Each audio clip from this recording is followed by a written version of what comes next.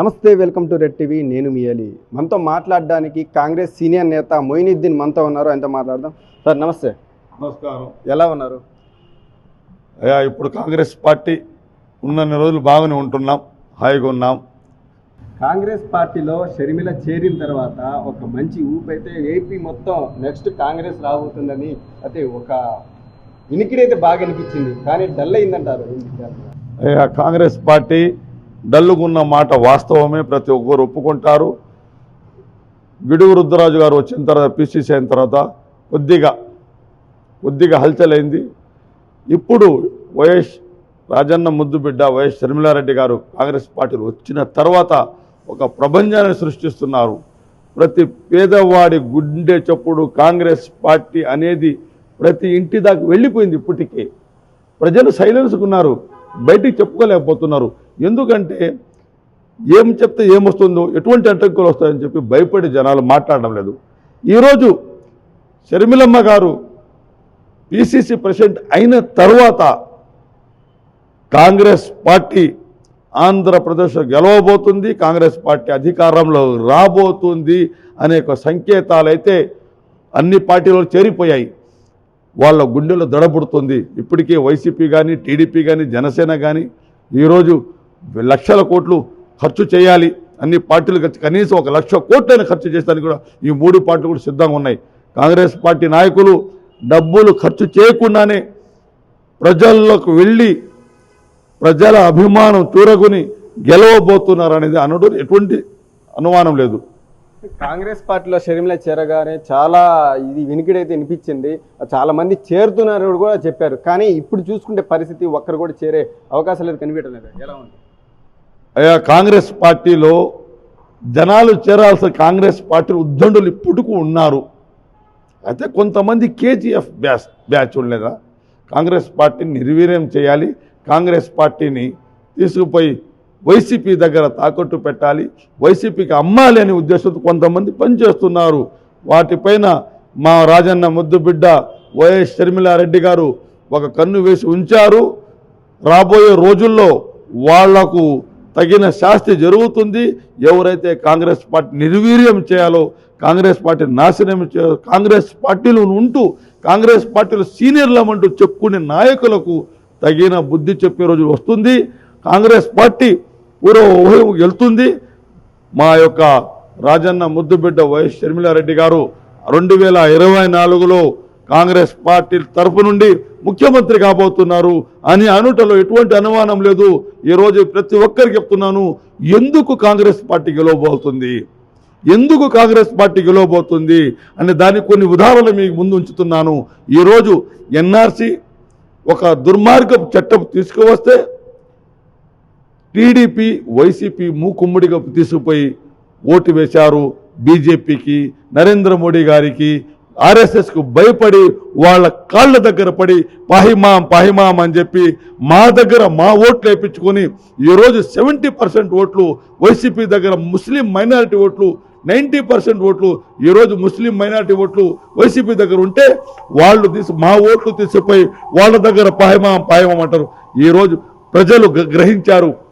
మణిపూర్లో క్రిస్టియన్ల పైన, గుజరాత్లో, హర్యానాలో, యూపీలో ఎస్సీల పైన, ముస్లిం మైనారిటీల పైన ఊచకోత కోస్తే కనీసం మాట నోరెత్తి మాట్లాడలేని జగన్మోహన్ రెడ్డి, చంద్రబాబు నాయుడు వీళ్ళ ఎస్సీలకు, ముస్లింలకు, క్రిస్టియన్లకు బాగు చేసేది, వీళ్ళ ముస్లింల అభివృద్ధి కోసం, క్రిస్టియన్ల అభివృద్ధి కోసం, ఎస్సీ ఎస్టీల అభివృద్ధి కోసం పనిచేసేది.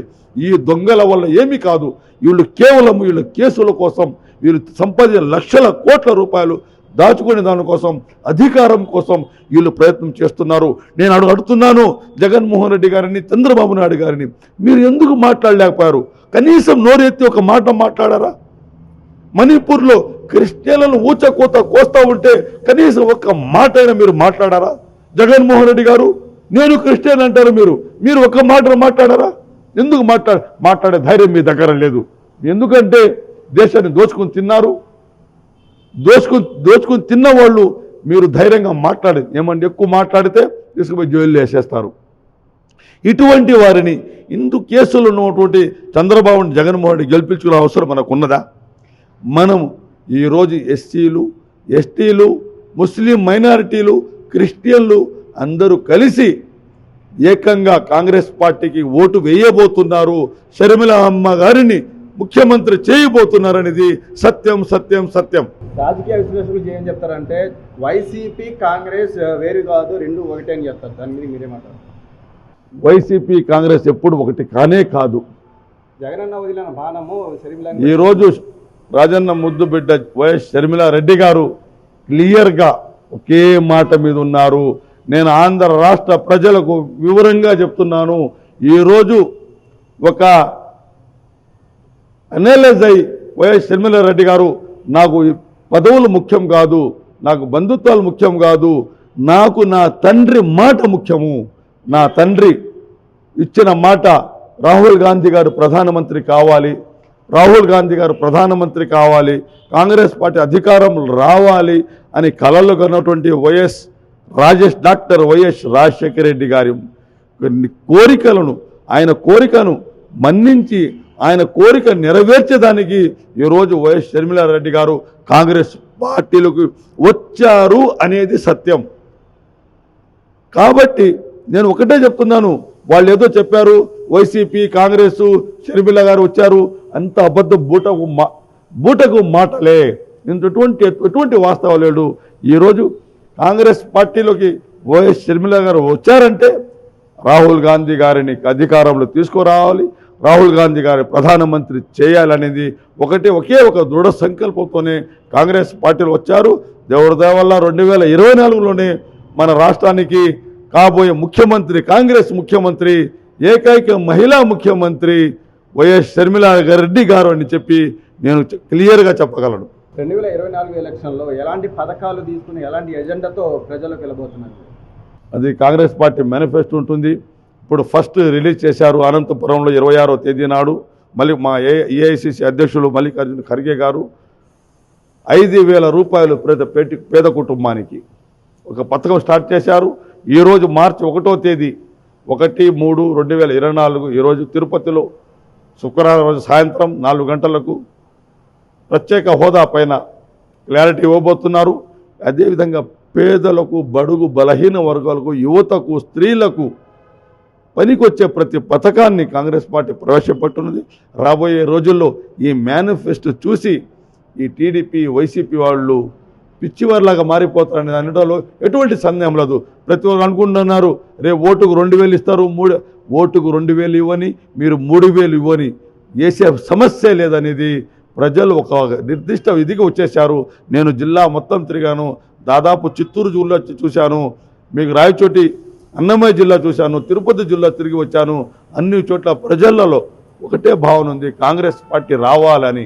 అయితే కాంగ్రెస్ పార్టీ రావాలంటే కొంత కేజీఎఫ్ బ్యాచ్ పనిచేసే వాళ్ళను పక్కకు నెట్టేసి పని చేయని వాళ్ళని తీసి ఒక బొమ్మలాగా మన దిష్టి బొమ్మ మన చేలలో పెట్టిన దిష్టి బొమ్మలను తెచ్చి ముందు పెట్టేసి మంచి నాయకుల్ని ఎదగనీయకుండా చేస్తున్నారు ఈ కేజీఎఫ్ బ్యాచ్. ఆ కేజీఎఫ్ బ్యాచ్ గురించి నేను త్వరలోనే విడుదల చేస్తాను, కొందరిలోని వాళ్ళ నాటకాన్ని బట్టబయలు చేస్తానని మీ అందరు విన్నవించుకుంటాం మీ టీవీ సాక్షిగా. అధిష్టానానికి మీరు MP seat, Nellore MP seat అడిగినట్టు తెలుస్తుంది. ఒకవేళ ఎంపీ సీటు వేస్తే ఎలాంటి ఎజెండాతో మీరు ప్రజలకు వెళ్ళబోతున్నారు? నేను ఇప్పటికే నెల్లూరు ఎంపీ సీటు కోసం, నెల్లూరు సిటీ సీటు కోసం, ఎమ్మెల్యేకి అయితే ఆత్మకూరు ఎమ్మెల్యే సీటు కోసం, ఉదయగిరి ఎమ్మెల్యే సీటు కోసం దరఖాస్తు చేసుకున్నాను. ఈరోజు నెల్లూరు జిల్లా ప్రజలు ముస్లింలు కానీ, క్రిస్టియన్లు కానీ, ఎస్సీలు కానీ, ఎస్టీలు కానీ ప్రతి ఒక్కరు కోరుకుంటున్నారు, మైనుద్దీన్ గారు మీరు ఎంపీగా పోటీ చేస్తే మేము కళ్ళు మూసుకుని ఓటేస్తామంటున్నారు.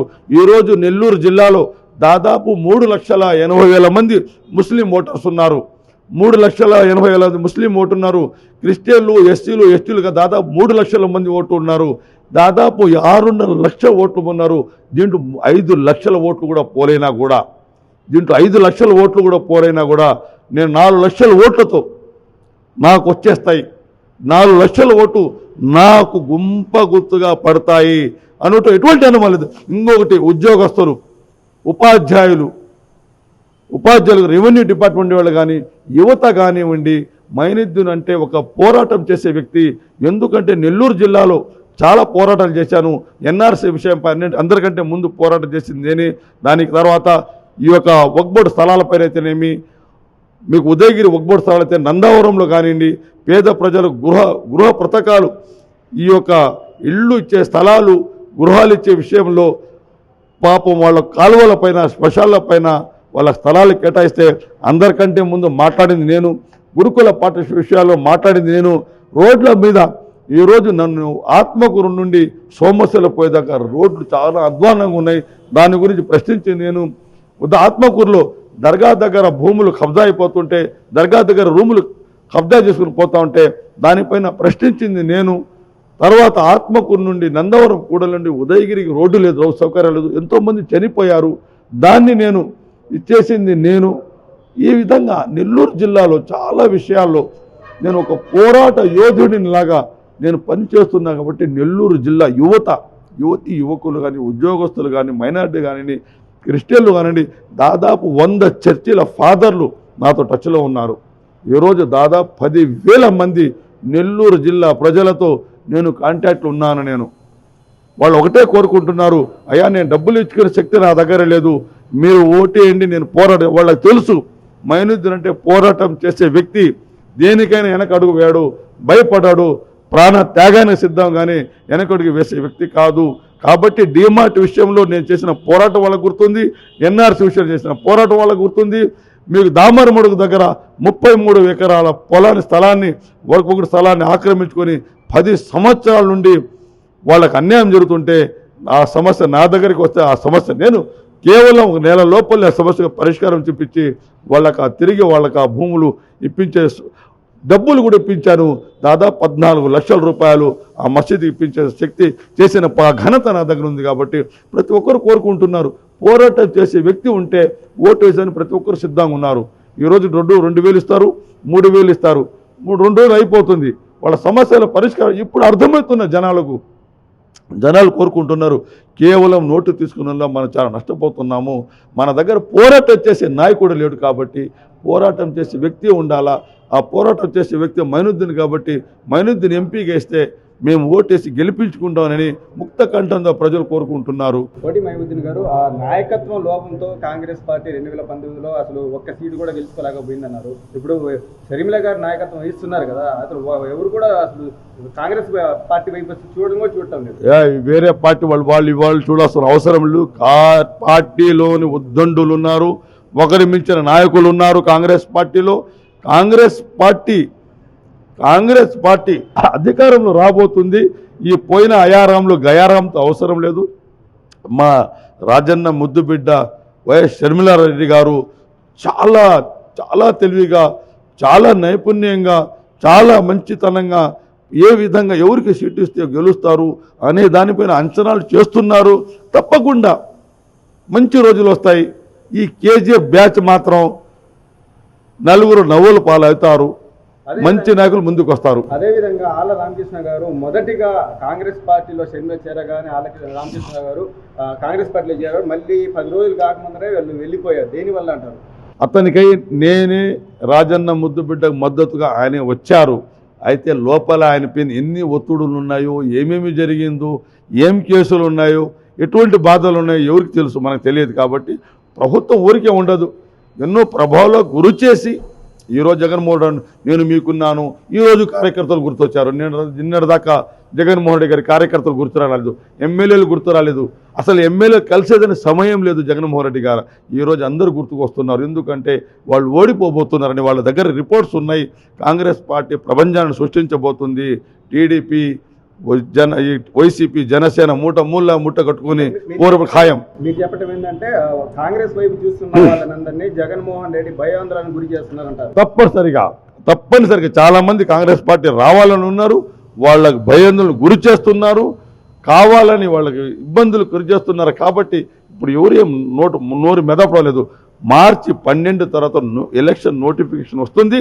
ఆ తర్వాత ఎవరు ఏమి చేయలేరు. ఎందుకంటే ఆ బాధలు నేను చూశాను. నేను ఆత్మకూరులో నేను పోటీ చేసినప్పుడు ప్రభుత్వ నాయకులు, మంత్రులు, ఎమ్మెల్యేలు, జడ్పీటీసీలు, ఎంపీటీసీలు, సర్పంచులు వాళ్ళ ఇళ్ల దగ్గరికి పోయి, అమ్మ ఈసారి మీరు మైనుద్దీన్కి ఓటేస్తే మీ రేషన్ కార్డు తీసేస్తాము, మీ పెన్షన్లు తీసేస్తాము, మీకు మీ ఫీజు రింబర్స్మెంట్ భయపెట్టారు. వాళ్ళే ప్రజలే నాతో స్వచ్ఛందంగా చెప్పారు. రాబోయే 2024 అన్నా మీకు తప్పనిసరి ఓటేస్తాము, ఈసారి మమ్మల్ని మన్నించమని ఇంకా చెప్పుడు వాళ్ళు ఎంత వాళ్ళ మీద ఎన్ని ఇబ్బందులు వచ్చి ఉండాలి. అంటే వైసీపీకి రాజీనామా చేసిన వాళ్ళందరూ టీడీపీ వైపే చూస్తున్నారు, కాంగ్రెస్ వైపు చూడటం లేదు. మీరు అధిష్టానానికి చెప్పలేదా ఇట్లా? రాబోయే రోజులు చూస్తారు, ఎందుకంటే కొన్ని సాధక బాధకులు ఉంటాయి కాబట్టి ఆలోచనలు జరుగుతున్నాయి. రాబోయే రోజుల్లో ఈ కేజీఎఫ్ బ్యాచ్ అనేది కాంగ్రెస్ పార్టీని అభివృద్ధి చెందకుండా చూస్తున్నారు. దానికి పరిష్కారం దొరుకుతుంది తొందరలోనే. ఎందుకు జరుగుతున్నది ఆ విధంగా? నోటిఫికేషన్ వచ్చిన తర్వాత కాంగ్రెస్ పార్టీలోకి భారీగా చేరికలు ఉండబోతున్నాయి.